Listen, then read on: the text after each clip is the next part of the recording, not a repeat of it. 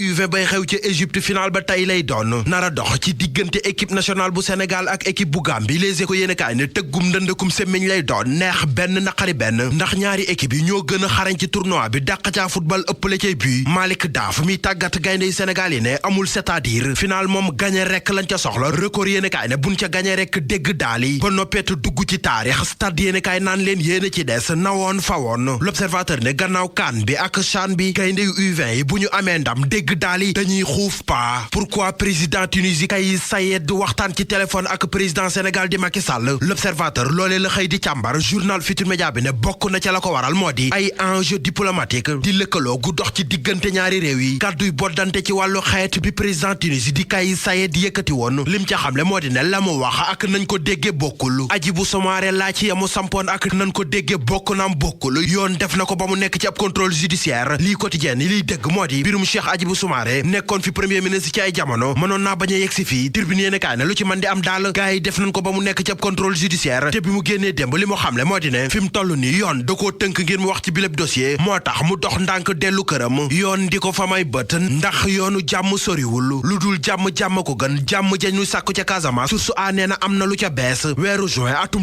2022 ci leen xaatimoon acte bu njëkk ba ca Kabrousse journal bi ne démb itam la ñu tënk acte 2 ba gannaaw waxtaanu ñaari fan ci diggante délégation bu nguurug Sénégal ak faction rebelle bu jàkkaay ci leen déggoo ngir wéer ngànnaay xaatim boo xam ne ab ONG lañu tànn ngir mu nar koo toppandi waaye journal bi nee na ba fii gars yi farek Salif Sadio moom lànk la ñu def li ñu defoon ci juróom-ñeent fukk ak juróom-ñetti milliards ci xaalis CFA moom la enquête yéen kaay xëy di wax ministre des finances leeral na ko Mansour Faye mën cey tudd ne projet bu ñeenti téeméer ak juróom fukk ak ñetti milliards ci xaalis CFA moom la yoo xam ne ñeent fukk ak juróom benn département yi nekk ci réew mi laale nan ci képp ku laale ca trafic document yu baaxul ca Kër Massar waajalal sa bopp source aané Moustapha Mbeng ma fa nekkoon maire tudd nañ ko ca ba muy leeral libération yéen kaay ne tey laa leen di wax na mbir ma demee maire bi fa nekk di Adama Sarr moo porté plainte gannaaw ba mu seetloo ne ban ko fa tegeeg léegi ayu bés bu jot ñu andil ko këyiti parcelles yoo xam ne dara jaaru ca yoon ci la porté plainte brigade de recherche soobu ci enquête daaneel Cheikh Tidiane Cissé nekk fa coordonnateur Pastef moom it mu nangu daal di daaneel Abdoulaye Diaray Sow nekk ku jege lool maire ba fa nekkoon di Moustapha Mbeng te fi mu toll mu dem fekki APR journal bi yokku ca ne képp ku ca sa autour jipp lan lay toppe moo di njubla nga leexoor dëbb li njaa ak booloy defi ñaawteef ca mairie bu Kër Massar mairie bu Ndakaaru te Barthélémy Dias di ko jiite fa la journal Le Quotidien xëy yéenekaay bi ne ay volontaire yu fay liggéey ñoom mer ba futu ndax ne ñaari weer jàpp juróomi weer a ngi ni jotunu seeni payoor di lu doy waar li doy waar kay moo di liy xew ci langu politique gi Direct News ne bu doonu busol la ñu ne fi mu toll Ousmane Sonko moo koy orienté ndax jiitu na waa Benno Bokk Yaakaar ci dat yi jàppi dati boppam ne falaa budd dina ca mitin te it dinañ ca amali ñaxtu fépp nag ci réew mi